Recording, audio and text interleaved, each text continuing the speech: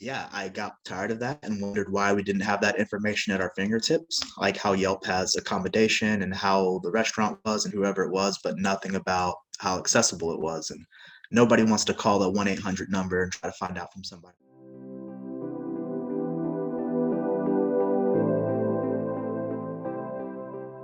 Welcome to King of the Big Deal podcast, hosted by Gretchen Kingma and Tiffany Dill, two Southern gals planted in the Midwest. We are a couple of occupational therapy entrepreneurs here to share our passion. From vacation homes to kitchen utensils, we talk all things universal design. And as universal design influencers, our goal is to create a more inclusive world together. We are kicking off our first season by connecting you with some awesome people here to help you ring in the holiday season with some universal design. Whether you're sipping on your favorite warm beverage or commuting to or from work, tune in and be sure to hit subscribe. We'd hate for you to miss out on the tips, trends, topics, and products that are leading the way within the universal design space. And we sound so good today because we are recording from this little box inside of Maryville's Design and Visual Art Studio. So we would like to give our local design school at Maryville University a shout out. Thank you for making our podcast extra awesome.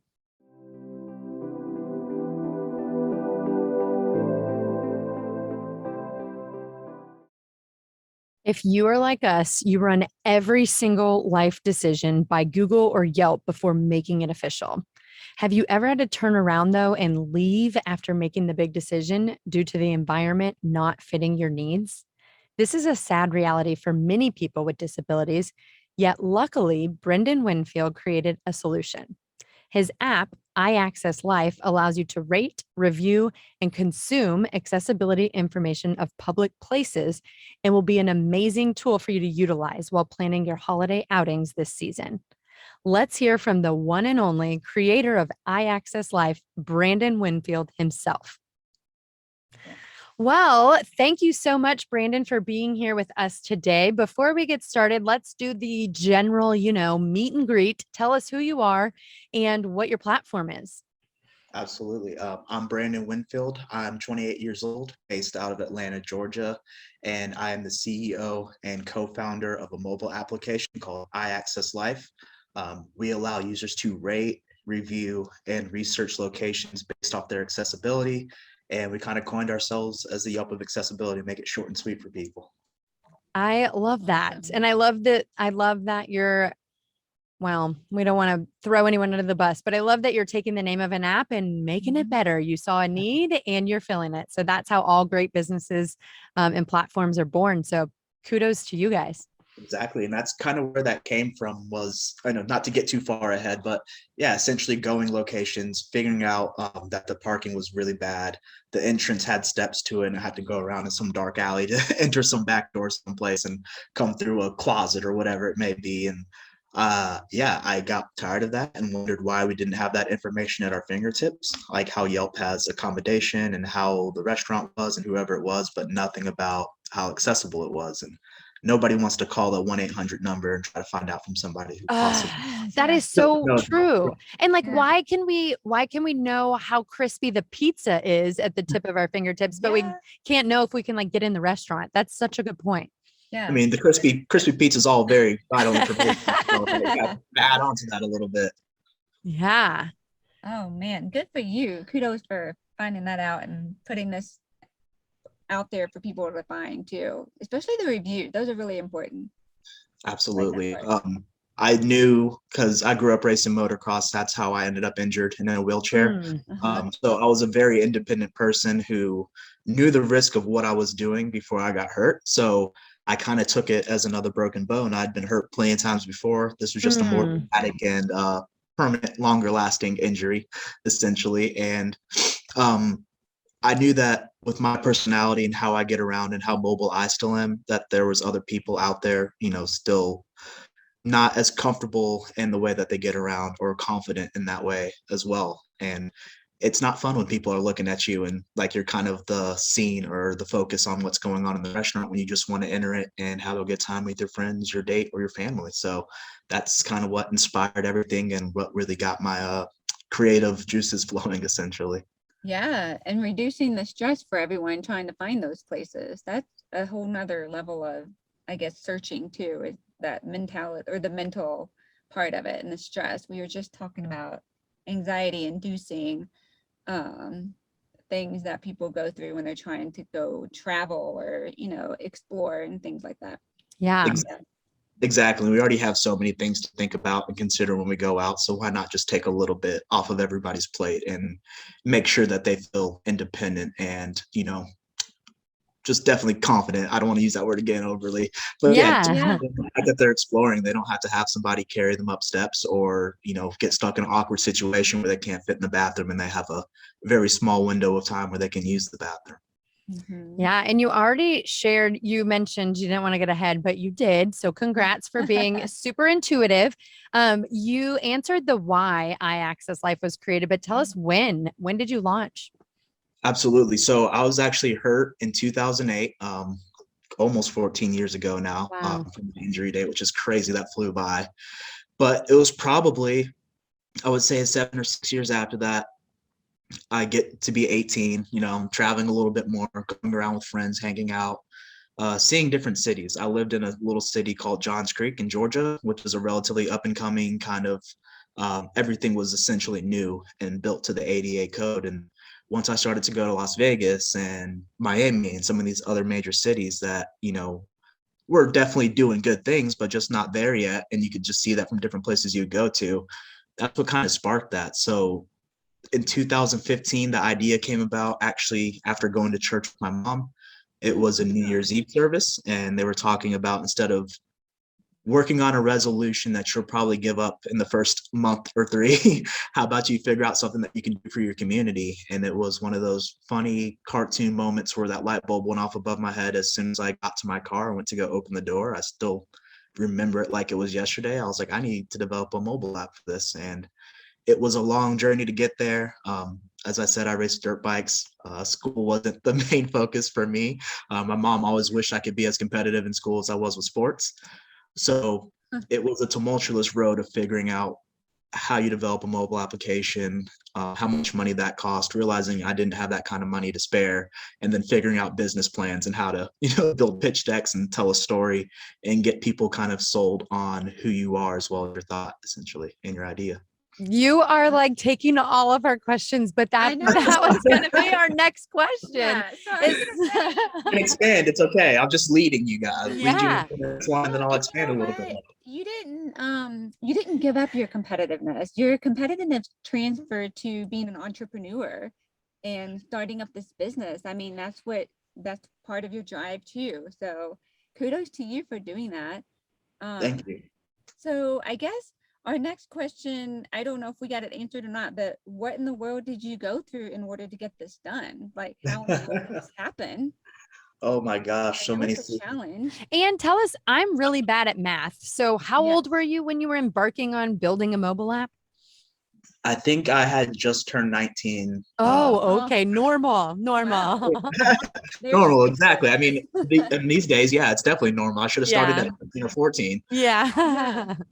That's But yeah, there was a lot of obstacles and hurdles, and I think the biggest one was definitely just self-doubt, of Mm. thinking that you could get this done. There's so many, I guess, just hard times and these obstacles that make you feel like you don't know if you're doing the right thing or if you're making the right decision or if this is still progressing the way that you want it to.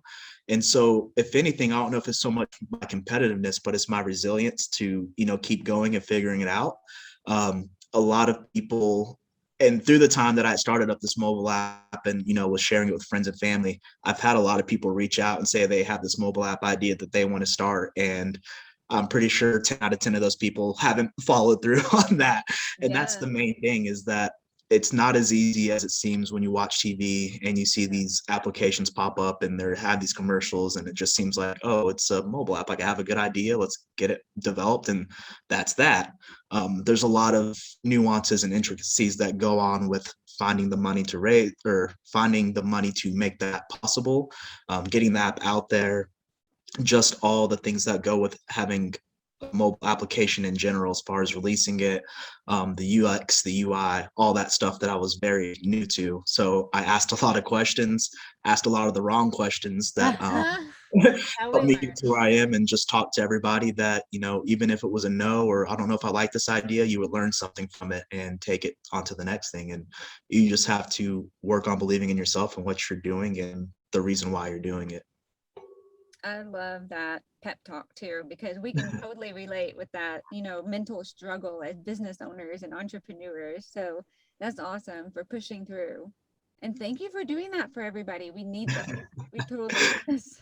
Absolutely. And it's funny, I say that, of course, this is for everybody, but it definitely started off as a selfish endeavor at first. It was like, this is something I really want. And I think it would be really cool if this mobile application was out there. So let's build something that doesn't feel like it is medical oriented or something that's very negative and not fun. We want to build something that's fun and encourages people to go live their life and go kayaking or go out on this date or go do whatever it may be. And that's what we want people to do. And yeah, I think the misconception is that once you have this injury or some sort of disability, that you kind of stay at home and you're kind of fearful of going out and being out there. But, a lot of us still have that life we want to live. We have a lot of energy and we want to go out and be with our friends and family. So that's the driving force. Yeah, you mentioned you said something like you didn't want it to be medical like. You just wanted it to be a normal app that everybody could use and go do fun things. And that really points to universal design, which we are passionate about. And I'm curious, I know in this realm of the work that you are doing, that we are doing, people have all different terms for accessibility, adaptive, inclusive, universal. But because the name of our podcast is Universal Design, King of a Big Deal, we love a good play on words. Tell us, what level are you familiar with universal design? I like to say I'm decently well versed in it, but I compare it to my Spanish, essentially. Yeah. I can Un talk a little bit of poquito. Spanish. Yeah, un poquito. I can ask a few things to get around. I can make my way. I'm not completely new to the whole subject, but I definitely still am learning as I go. That's what's been great about what we're doing is this whole project started off as something for physical accessibility and people in wheelchairs that were having trouble entering places. But as we grew and we talked to people and more people found out about the application, it kind of opened up our eyes to designing things for people with visual impairments, hearing impairments, cognitive, disabilities and other things of that nature that we are definitely still learning about. And luckily I surround myself with a great group of people actually that kind of help keep us on the right track and working towards that goal ultimately. So I'm always here to learn more. I love these conversations. I think you can never stop learning in these type of venues essentially. And so, yeah, I won't say I'm an expert, but I'm getting there. Well, I think that you're more of an expert than you realize, just in how you explained what you wanted your product to look like, and looking at your app and playing around and using your app. It's a very universally designed app, and the branding doesn't scream you have to be in a wheelchair to use this. It looks very tech forward. And so maybe you are an expert and you just don't even realize it yet. So And congrats. Yeah. I mean, thank you, but that was the main thing, was making sure that people wanted to use it. They got excited about coming to the application. So we try to gamify some things with brand ambassador contest where you rate places or review and refer people to the app and you earn points. And you can keep up with that in your activity dashboard. You can see like your rating streak, the type of places you've rated. And then when we have those contests, you can kind of see how you are trending towards your goal essentially. And it's been really helpful, honestly. Coming out into the app store with no accessibility information is tough because everybody wants the accessibility information, but we have to be the ones that put it out there essentially. Yeah. So we made sure to build it that you can sign up as an advocate, friend or family member as well, which they actually make up our biggest category of people. Singularity, like they make up our biggest categories, the advocates, which is really cool. And yeah, it seems to be working so far, and we're looking to do more things like this so we can expand the word and share iAccess around the world. That's awesome. Great. And it's great that you integrate, everyone into like the advocate part, like utilizing their experiences as well to make your app better for everyone of all abilities. So I think that's great that you do that. So you've already told us a little bit about how iAccess is a little bit different from all the other search apps related to travel and entertainment, but can you give us a little bit more specifics on maybe why it is different or how it's different from the other apps for traveling and entertainment? Because I know you mentioned Yelp, and so what are some of the features that you offer that are a little bit different? I think what makes us different, and we didn't want to stray too far and try to be too drastically different. We wanted to create something that was familiar and easy for people to use and not too complicated and gave them too many options. Our ultimate goal is to get ratings and allow people to know where to go and where not to go, essentially, to have a good time. So I would say the only thing that really makes us different is the fact that we are specifically focused on the physical accessibility right now, and we are working to expand into the visual and cognitive and hearing side of things as well.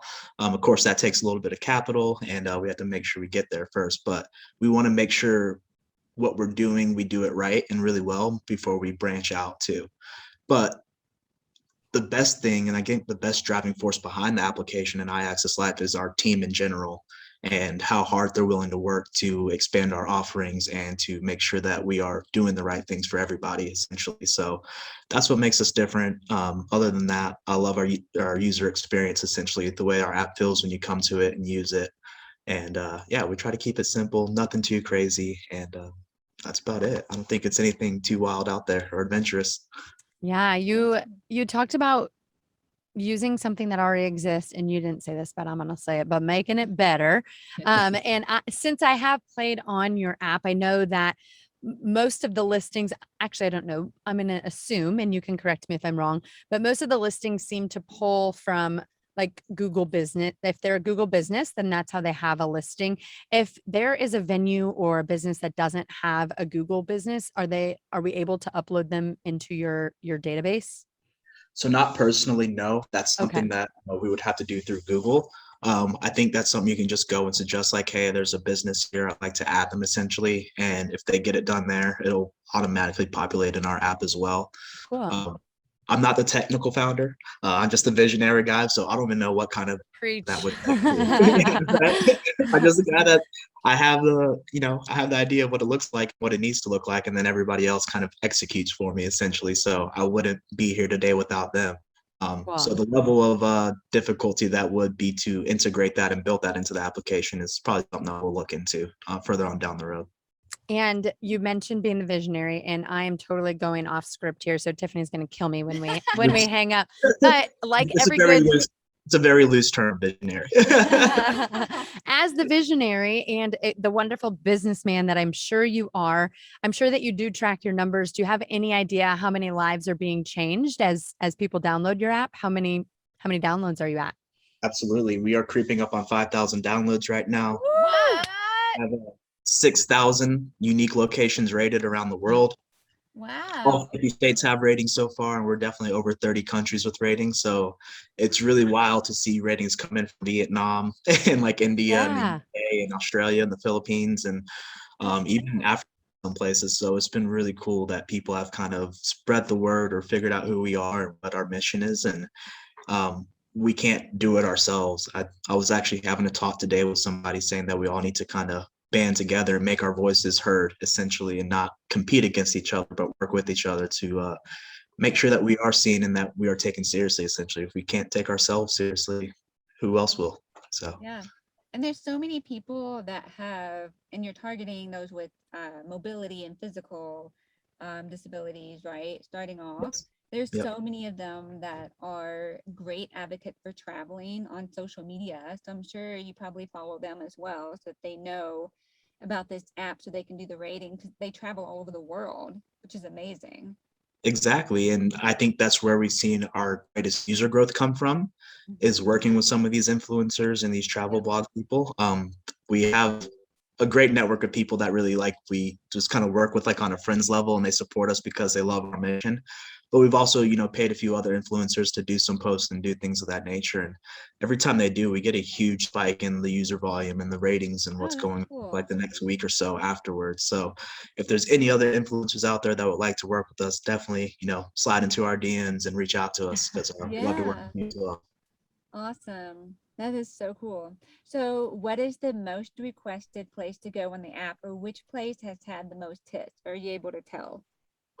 I can't tell singularity, but Uh, I can tell you that restaurants definitely are the ones that get the most ratings and the most Okay. interaction. And then Got it. probably right behind that, I would say our retail stores and shopping centers. Okay. People like to go out and spend some money, so we're trying to Americans encourage like it. to eat, so that makes sense. And I always say I don't eat to live, I live to eat. So I'm Heck yeah. Yeah. As we are gearing up for the holiday season, we are curious. Can you tell us why people should download your app while they plan their holiday festivities, going out with their families, etc.? Oh, other than that, it's a good cause, essentially. Yeah. It's just a great thing to do. Um, yeah, just take us with you. Take us around to different locations and go rate those places and let other people know. Pave the way for others who may not be as confident in, themselves yet to go out and do those things. So if you're out hanging out with friends and you remember us, just take out our app. I'm sure we'll probably be doing a brand ambassador contest around then too, so you can earn I'm a little. super yeah. competitive. I'm like ready to go blow up people and tell them how inaccessible they are in St. Louis. Oh gosh, yeah. That's what we need. We need the Yelp reviewers of people That is that are hilarious. not afraid to speak their mind and make sure that it's heard. But yeah, I'm sure we'll have like a contest going on then, earn a little extra Christmas cash so you can spend it on somebody you care about, and just do something great for somebody else, and it doesn't cost you any money to do it. So that's always a good Super feeling. cool. The Yeah, holidays are I a love giving that. season, so. Well, go The ahead. incentive is awesome. I love Yeah. that. That's so cool. And I don't know about you, but I'm like super inspired. I want to Mhm. keep this conversation going forever. Yeah. I'm just so appreciative of you sharing, and I'm so inspired that, again, you literally took lemons and made lemonade from your life experience and saw a gap and filled it. And as both business owners, we understand the entrepreneurial hike that is what you're doing. And I'm just so inspired. So thanks so much for being here. Anything else you want to add or tell our listeners before we set you free? I'm always so bad at these. I should know that these are coming. And there's times like where you lay in bed and you're like, oh man, that would be a cool one-liner to say. Or in the Yeah. shower, you're like, man, I should have said that at the end. But I'll give you a more guided question instead of so broad. If you could be any animal, what would you be and why? a cheetah. Oh, Easy. see, Oh, you that's thought about fun. that before. Absolutely. I think they're just majestic and beautiful animals. They resemble confidence and speed and kind of everything that I like, essentially. Going fast, racing, being competitive, and kind of being a predator. It's a bad thing to say. Again, I don't want to say it like that. I want to be a predator, but you don't want to be somebody that's like You'll fight for what you know is right. Yeah. Exactly. You want to be Well, on I the will have offensive. to- That's what I want to do. I will have to tell you, I do have profound to severe hearing loss. I can't even talk tonight. But if you need anybody, if you need help or anything on the hearing part of it, I would be more than happy to help with that, because I can tell you all about going out in public and having hearing loss. I would love that, actually. So Yeah. we'll definitely have to link up and talk more on that And topic. sometimes I hear weird things and I repeat them totally differently, which adds to the night. So. You and my mom would get along very well. She does the same thing. I don't know how she comes up with some of the sentences she thinks that we say. I'm just like, what? That's not even a real thing. I know. It It's like, doesn't that's not what exist. they said. Well, that Oh, would be that's so perfect. funny. I definitely appreciate that. We are in some Yeah. talks with people that are helping with visual impairment, and we need to get some more colleagues in the hearing impairment department as well. Cool. Well, thank you Awesome. again so much for taking time out of your evening when I'm sure you have 10 other amazing things to be doing. We will put your contact information and all the info on how to download your app in the show notes. And we just thank you from the bottom of our hearts Yes. for taking the time, and we'll keep in touch. Thank you so much for having me. I look forward to more conversations. Great. Thank you so much for being here. To learn more about what we do as outside of the box OTs, check out our entrepreneurial adventures. Gretchen at Truehold and Empowered Homes, and Tiffany at Blue Day 2. Thanks again for listening, and we hope to have you with us for our next episode.